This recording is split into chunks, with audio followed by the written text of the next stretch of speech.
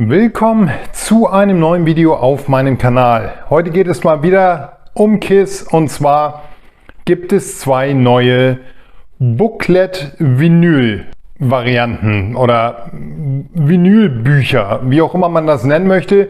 Ich habe euch neulich davon schon zwei gezeigt.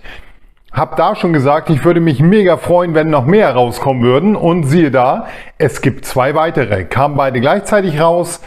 Ich hoffe, diese Reihe geht weiter, weil ich finde die mega gut. Wir schauen uns die beiden an nach dem Intro.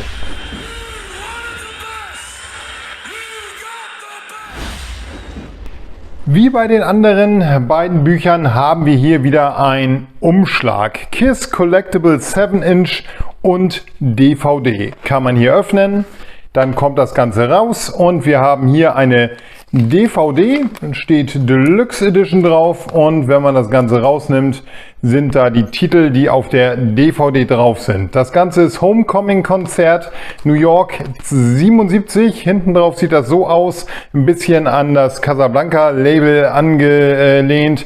Ja, ich hoffe, ihr habt das eben gesehen. Ich habe gar nicht geguckt, wo ich hier rumgefuchtelt habe. Aber so sieht das Ding hier aus. Falls das eben nicht zu sehen war, mache ich es einfach nochmal. Hier drin sind dann die Titel der Tracks. So, gehen wir weiter zu der 7-Inch Picture Disc. Da hat man wieder so ein Japan-Design. Das Ganze kann man hier aus der Hülle nehmen. Dann seht ihr hier nochmal so ein Bild drunter und hier hinten drauf steht KISS und das ist dann die 7-Inch. Da ist Calling Dr. Love und Take Me drauf. Auf der anderen sieht sie so aus. Ist schick gemacht. Ja, ohne dieses bunte KISS-Logo auf der anderen Seite. Cooles Teil. In der anderen Box muss ich aber sagen, gefällt mir die 7-Inch noch einen Ticken besser als bei der hier. Aber das schauen wir uns gleich an. Mal schön diese ganzen Platten wieder in ihre Hüllen zu kriegen. So. Dann kommen wir hier zu dem Booklet. Definitive Soundboard Recording. Ich weiß nicht, wie man dieses Wort ausspricht. Keine Ahnung. Homecoming Concert New York 77. In diesem Japan-Design. An der Seite sieht das Ganze so aus.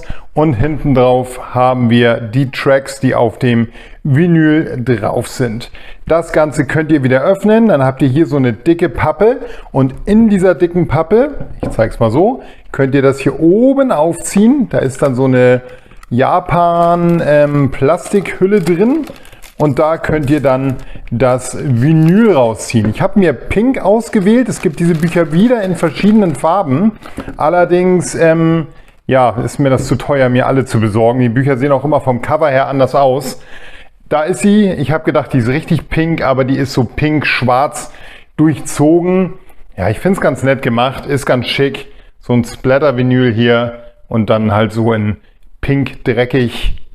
Ist ganz cool. Ich habe gedacht, sie ist mehr pink. Hätte mich eigentlich gefreut, wenn sie ein bisschen mehr geleuchtet hätte. Ich mag das immer, wenn die Farben grell sind. So, dann packe ich die mal wieder ein und wir gucken uns das Buch an.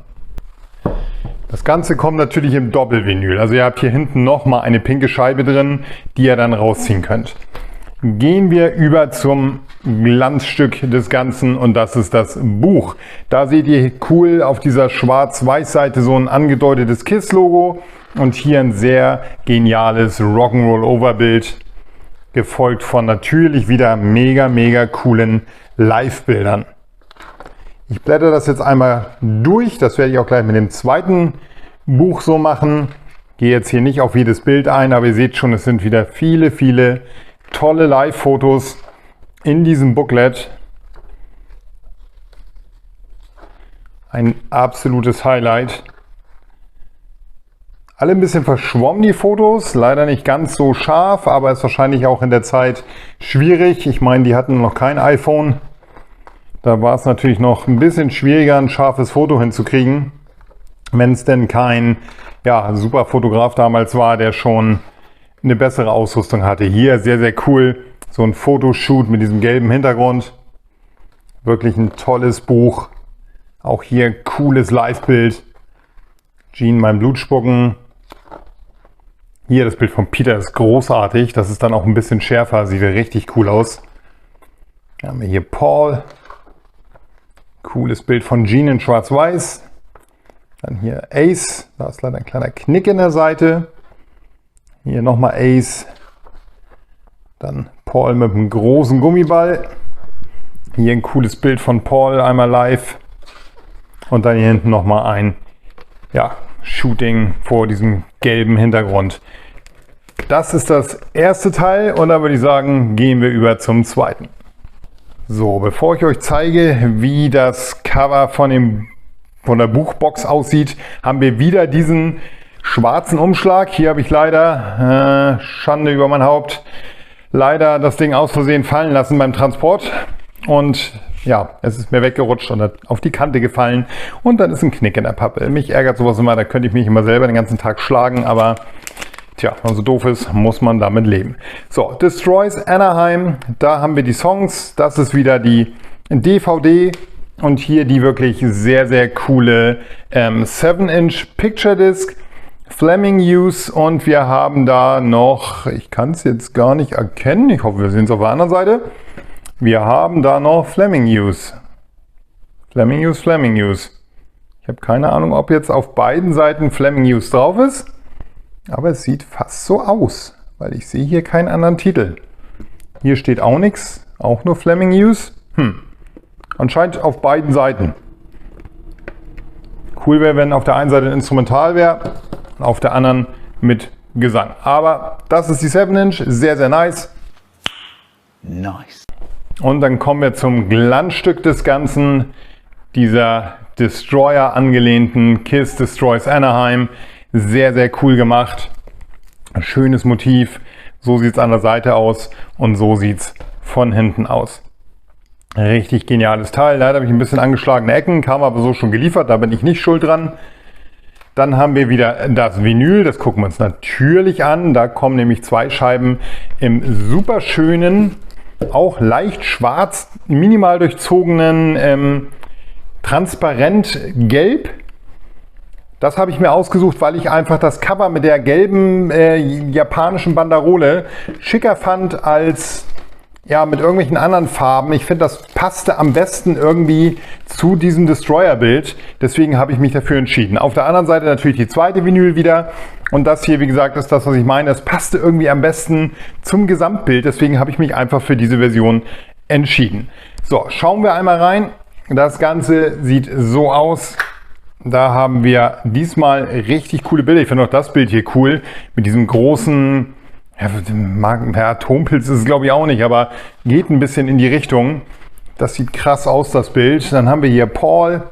Hier so ein Straßenschild und hier kommen jetzt sehr, sehr coole Fotos. Die sind jetzt auch alle ein bisschen schärfer als die anderen, weil hier auch ein bisschen mehr Fotoshoots sind.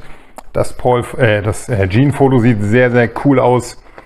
Dann hier dieses Shooting mit diesem Oldtimer oder wie auch immer man das nennen möchte. Hier mit dieser großen Elton John Brille. Auch sehr nice. Das sieht auch sehr geil aus. Hier sind halt weniger Live-Fotos, mehr so ein bisschen Fotoshoots oder halt irgendwelche Bilder Backstage. Natürlich auch Live-Bilder, hier jetzt zum Beispiel, und die sehen aber schon einen Ticken besser aus. Auch wenn nicht alle 100% scharf sind. Aber das ist schon ein nettes Buch. Auch das Bild hier sehr genial. Hier Ace. Sowas mag ich auch immer gerne, wenn man diese alten Bilder sieht von diesen Arenen, die damals völlig überfüllt waren immer. Würde ja heute fast gar nicht mehr passieren, es sei denn, man ist Travis Scott und macht Astroworld, dann hat man vielleicht mal ein Konzert überfüllt. Wir wissen alle, wie das ausgegangen ist. Dann haben wir hier Paul mit seiner blonden Strähne oder weißen Strähne, was auch immer das sein sollte. Ich muss gestehen, ich fand es nicht geil, dass er diese komische Strähne da oben drin hatte. Das sah echt ein bisschen bekloppt aus. Gott sei Dank war die Zeit nur sehr, sehr kurz. Dann hier eben KISS in Japan. Hier nochmal Peter Criss. Ich wollte gerade sagen mit seiner Freundin, aber das ist ein Typ. Dann hier Jean bei seiner Lieblingsaufgabe. Irgendwelche Frauen seine Zunge in den Hals stecken. Paul. Dann wieder Jean. Hier nochmal ein geniales Bild von Jean und dann wieder dieses komische Atompilzbild. Und das ist dann das Booklet von der Destroys Anaheim. Ich finde es mega, es sind zwei super, super schöne Booklets wieder. Ich bin gespannt, wann die nächsten kommen. Ich kann mir vorstellen, dass das wirklich Verkaufsschlager sind. Und ja, absolut genial mit dieser 7-Inch Single dazu. Das Einzige, was sich da blöd macht, ist das Wegpacken, weil man immer diesen Umschlag mit der Single hat, die irgendwie stört in der Hülle. Aber was will man sagen, ich meckere da jetzt auch nicht über solche Goodies. Das ist schon echt cool. Das konnte man aber in solchen Boxen besser aufbewahren. Apropos Boxen, es kommt wieder eine Box mit einem 76-seitigen Booklet oder 78-seitigen, wie immer, ne, je nachdem wie viel da immer drin waren. Demnächst also ein Video zu einer Box, die wird auch bald eintrudeln. Es geht also wieder weiter, Schlag auf Schlag, mit nicht offiziellen Pressungen von KISS Live-Scheiben. Wahrscheinlich auch schon tausendmal veröffentlicht, die Konzerte, aber ganz ehrlich, mit den Büchern da drin muss man das einfach nehmen. Das ist einfach genial. Ich hoffe, das kleine Video hat euch gefallen. Lasst gerne einen Daumen nach oben da, einen Kommentar und ein Abo, das würde mich sehr freuen. Keep on rockin'. Tschüss.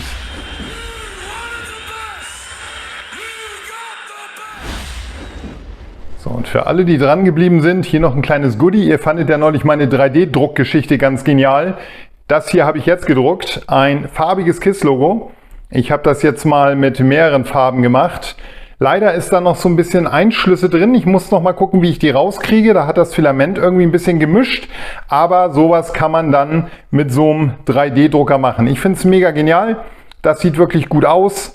Und mal sehen, was ich da demnächst noch so zauber. Da wird bestimmt auch noch mal ab und an was auf meinem Kanal zu sehen sein, wen das interessiert.